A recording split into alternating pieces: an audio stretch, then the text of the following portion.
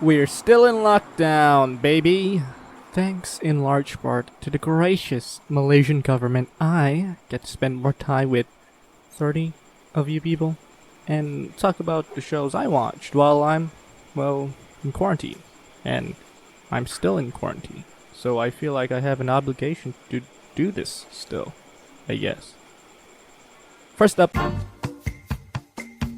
the third attempt by Marvel Studios to reach into the television format. And I gotta say, this is their best one yet. I think. Maybe? Okay, let's start with the dilemma of Marvel resurrecting its dead characters. Why not? If that is what it takes for Marvel Studios to be creative, then sure, I'm willing to make that trade-off. I would prefer there to be not a trade-off at all, but it is what it is. But speaking of creative, Loki is very much creative. From its world building, set design, soundtrack, performances, and heck, even the cinematography conveys that Marvel can go the distance when it comes to being fresh. I wish I could say the same about the story that didn't really hook me as a standalone thing, but if you look at it as a bridge for future MCU projects, then sure, the story is fine.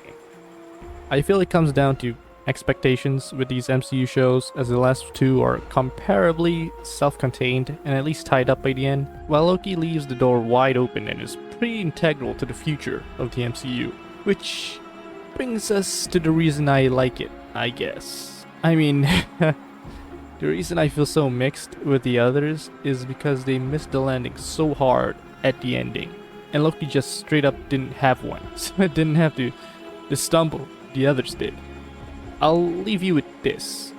Alright, WandaVision fell short because of its connections to the MCU. Loki elevated the MCU. Even though it wasn't a great show, it was a great MCU show. You get what I'm saying here? Well, whatever. Regardless, I'm just gonna give a Loki a 6. Why not? It's a good show for MCU fans. There. Well, that movie was a waste of time. Normally, I'm way more than okay when Marvel decides to take a step back from the larger narrative of the MCU, but like, what is this, man? When the best character about your movie, about Black Widow, is not Natasha Romanoff, I think you fucked up. It's very clear that they want to do more with Florence Pugh's character. I get that, but is it really worth sacrificing your lead? Again, even if you accept Pugh's character, Yelena is okay at best. Honestly, I've had my fill of tragic figures hiding their tragic past by hiding behind sarcasm and humor. Heck, we already have that character in the MCU, and he is literally a fucking raccoon. And unlike the raccoon that sticks out, but in a good way, nothing sticks out in a good way in this film, let me tell you. Spoiler warning. Fucking pheromones? Are you fucking serious? Are you shitting me? Okay. Fucking pheromones! I have no qualms with the director, Kate Shortland. Laura looks pretty interesting. I think she tried to put her stamp on this already pre-visualized factory-produced product. It honestly feels like she was handed a movie that already exists, but in pieces, and Marvel just needed someone to put it together. Like, the costumes are done, the sets are done, the story is done, the script is done, the action is done, the really shitty CGI and effects are done, and the only thing she had control over is where to apply the glue and gloss. That is what it felt like watching this movie. Take, for instance, the opening credits, which tricks you into thinking this had a voice. You know, striking red visuals with a Nirvana cover playing in the background, creates a heavy atmosphere and tone that I thought would persist throughout the movie. Instead, we get a comedic scene where David Harbour is grossed out by Florence Pugh describing how her forced hysterectomy went, all with terrible Russian accents. Kate, if you're listening, I have something to say to you. It's just a thought. You don't need to agree with me.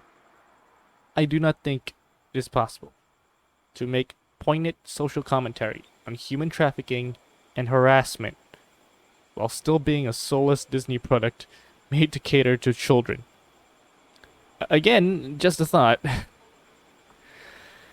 I give Black Widow a 2. Literally worse than Captain Marvel. How is that reality? How? This is the first special I have seen from Bo Burnham, and even without the context of his past works, I consider it a brilliant piece of self-expression.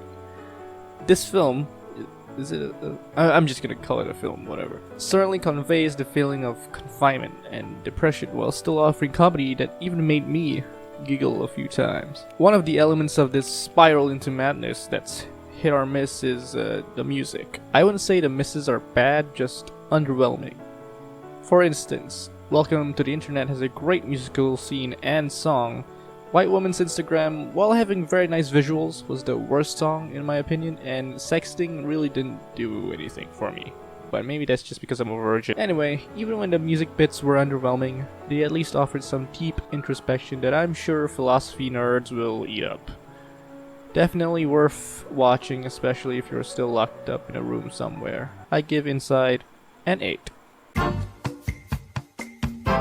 You know what I noticed writing this edition of QQU? It's like the polar opposite episode. Like, Loki showed me what I liked about the MCU, and Black Widow showed me what I hated about the MCU. Inside was about confinement during a pandemic, while Bad Trip is about freedom during not a pandemic. To be frank, I don't really have much to say about this one, besides it showing me a glimpse of the world before with the added kick of Eric Andre's hijinks. And for a feature-length film, I certainly didn't feel bored or tired, thanks in part to the story.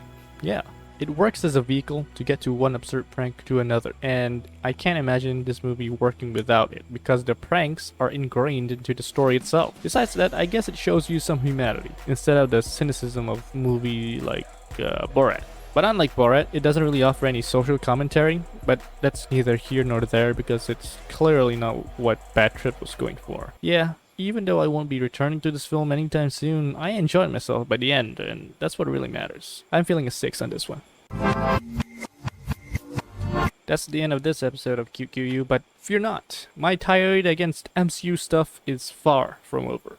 I still need to talk about WandaVision and The Falcon and the Winter Soldier. I decided to rewatch them to confirm my scores, so look forward to that. Oh, and Zack Snyder's Justice League too. Big things are coming, so leave a like and subscribe to get notified about my latest projects. See ya!